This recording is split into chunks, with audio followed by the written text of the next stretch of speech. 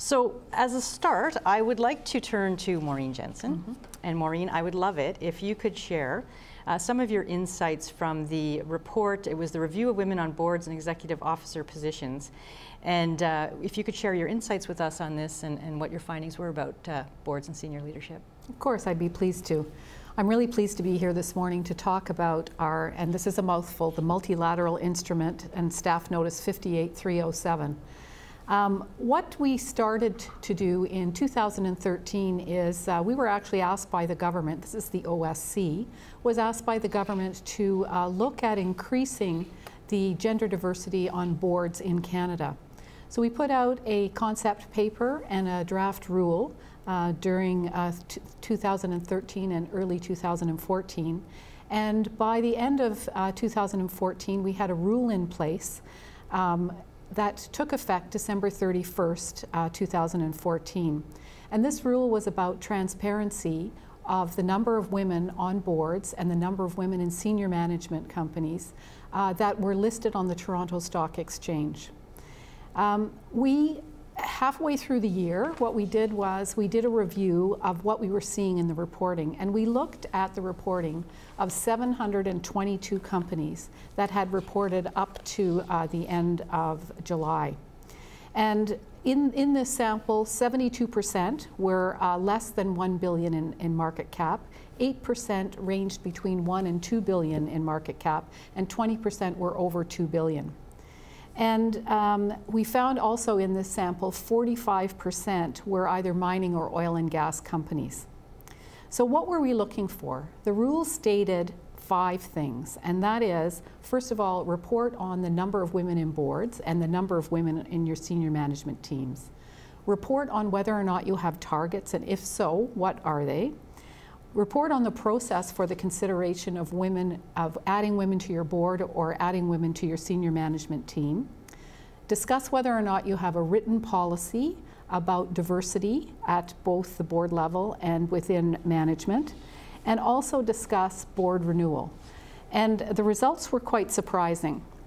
What we saw was, when it came to the number of women, 50% of boards had at least one woman on the board. 60% of these companies, of the 722 companies, had at least one woman on their management team, the senior executive team. The best type of companies, or the companies that had the highest scores in both of these, were either utilities or retail companies, that sector.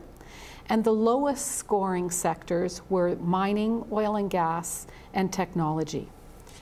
So when it came to targets, only 7% of these companies had set targets for the number of women on their boards, and only 2% had set targets for women in their executive management team. And most say they didn't set targets because they felt it was important just to consider the merit of the candidates. As for the process, 60% of reporting companies said they had considered women in their process of recruitment, but they didn't really elaborate. On the written policy, what we saw was 14% of companies had written policies, 65% did not have any written policies at all, and 21% did not report on whether or not they did or didn't.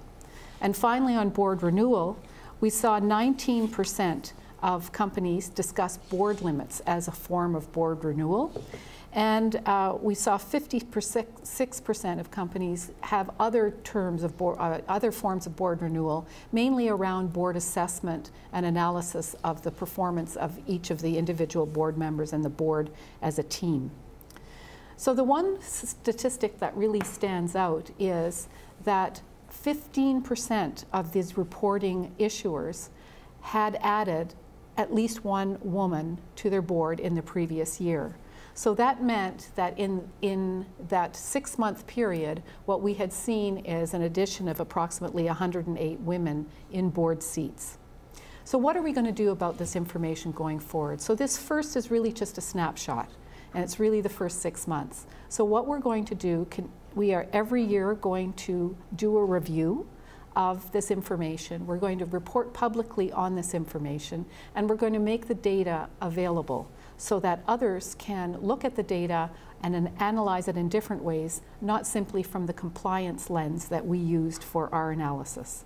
We've had one round table already at the OSC, and I must say that this is a multilateral instrument. That means many other jurisdictions in Canada are also part of this rule, and they are also requiring this disclosure. So at the round table, we talked, what are the next steps? What can we do to improve the disclosure that we're seeing? What can we do to improve the actual metrics? And we talked about the importance of board recruiters in this. We talked about the importance of shareholders, and in particular institutional shareholders, having this dialogue with boards.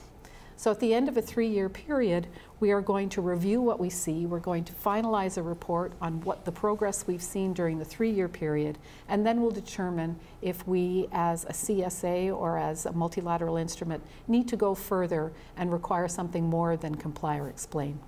So that's it in a nutshell. Wow, thank you very much for that. Okay.